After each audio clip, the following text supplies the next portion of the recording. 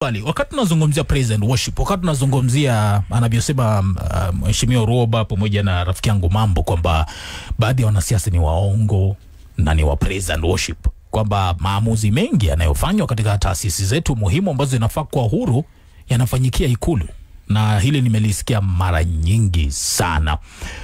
Bwana Munyoki, unadhani nani anafaa kulaumiwa kama sio mpige kura? Kwa sababu baadhi ya hawa ambao tunawaita leo praise and worship, baadhi ya hawa ambao tunasema must go, ni sisi tulipanga foleni tukawapigia kura, awe mbunge awe seneta. Na kuna rafiki yangu mmoja ananiuliza, unatarajia nini kutoka kwa bunge ambalo mtu bla bla bla bla bla, kwa mfano ni mbunge, sitaki kutaja majina. What do you expect from such a parliament when person X, for example, and I know you already have a name, hata Mheshimiwa Roba, what do you expect wakati watu, baadhi ya watu ambao tunawatuma bungeni?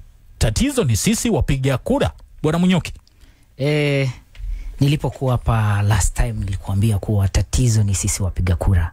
Wapiga kura tunadanganywa haraka.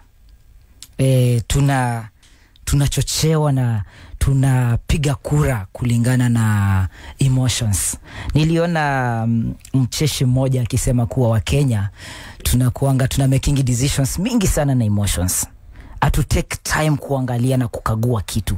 Tunadanganyiliwa, unaona mtu anajifanya mzuri, unaona mtu anajifanya kuwa mwema, unaona mtu akona uongo mingi ndani yake. Anajifanya the best of the best. But ukweli nyani ni yule. Nilikuwa uliniuliza swali hapa, ukaniambia saa tuona rafiki yetu Matiang'i presidential candidate akicondemn killing. Yet a few years back alikuwa papo hapo. Tunaona another principal, His Excellency Gachagua. Sai anakuwa truthful man, condemn a lot.